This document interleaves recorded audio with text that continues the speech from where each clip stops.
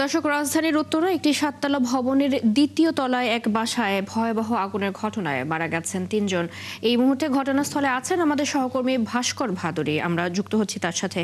ভাস্কর, এই অগ্নিকাণ্ড কিভাবে ঘটলো এবং এখন পরিস্থিতি কি দেখছেন, সার্বিক বিষয় আমাদের জানাবেন।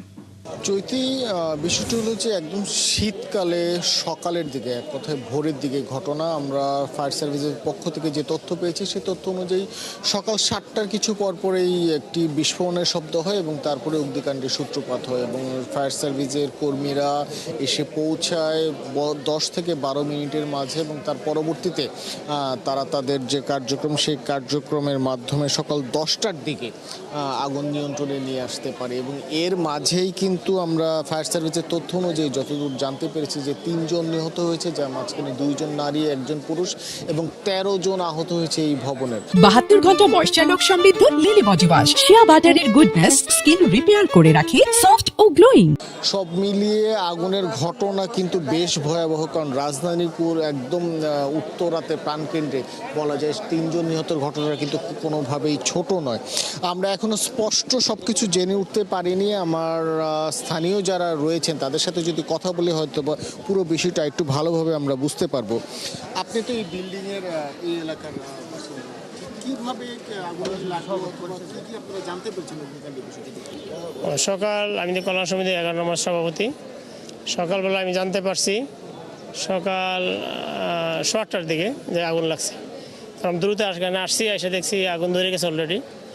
সিলিন্ডার বাস্ট হয়ে দোতলায় আগুন লাগছে প্রথমে, যতটুকু শুনছি আমি এসে দেখছি। দ্রুতই ফায়ার সার্ভিস আসছে, কিন্তু ফায়ার সার্ভিস এসে এসএস এর বারান্দা থাকে না, ভিতরে ঢুকতে পারে না, এই জন্য আগুন নিভাতে সময় লাগছে। পরবর্তীতে শুনছি 3 জন মারা গেছে, আরও অনেকে আহত আছে, মেডিকেল শুনছি। আর আগুন নিভতে একটু সময় লাগছে, যে এসএস এর পাইপের কারণে, ভিতরে না ঢুকার কারণে আগুন নিভতে সময় লাগছে।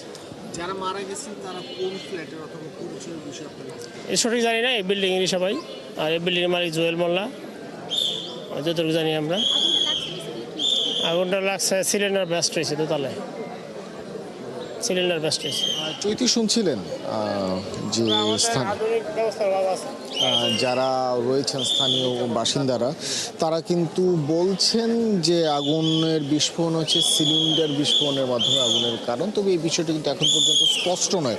স্থানীয় অনেক মানুষ কিন্তু এসে যুক্ত হয়েছে, কারণ যেহেতু সকালের ঘটনা সবাই বেশ কিছুটা পরে জানতে পেরেছেন এবং তারা বিভিন্নভাবে যাদের পরিচিত মানুষ যারা রয়েছেন তাদের স্বজনদের খোঁজ দিচ্ছেন এবং যারা আহত হয়েছেন তাদেরও খোঁজ দিচ্ছেন। একটু যুক্ত করতে চাচ্ছি, এই ঘটনায় যে শুধুমাত্র 3 জন নিহত হচ্ছে তাই নয়, মোট 13 জন আহত হয়েছে। আমি যদি ক্যামেরার মাধ্যমে দেখাতে চাই, উত্তরা 11 নম্বর সেক্টরের 18 নম্বর বাসা, 18 নম্বর রোডের 34 নম্বর যে বাসভবনটি রয়েছে সেই বাসভবনের দোতলা এবং 3 তলায় মূলত কিন্তু আগুনের ঘটনাটি ঘটেছে।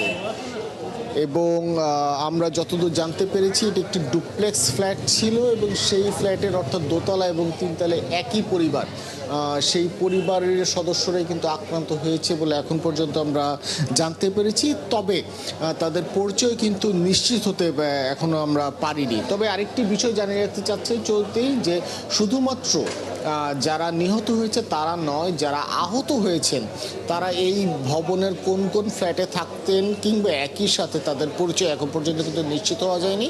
এবং একই সাথে আদৌ আগুনটি কি সিলিন্ডার বিস্ফোরণের কারণে নাকি বৈদ্যুতিক ত্রুটি কিংবা গিজারের কোনো সমস্যা ছিল কিনা সেই বিষয়ে কিন্তু ফায়ার সার্ভিসের বক্তব্যের পরে আমরা নিশ্চিত হয়ে আপনাদেরকে তথ্যটি জানাতে পারবো। চৈতি, নিশ্চয়ই ভাস্কর, তথ্য জানতে পারলে নিশ্চয়ই আমরা আবারও আপনার সাথে যুক্ত হব। ধন্যবাদ যুক্ত হবার জন্য। রাজধানীর উত্তরায় ভয়াবহ আগুনের ঘটনার খবর জানাচ্ছিলেন সহকর্মী ভাস্কর ভাদুরী।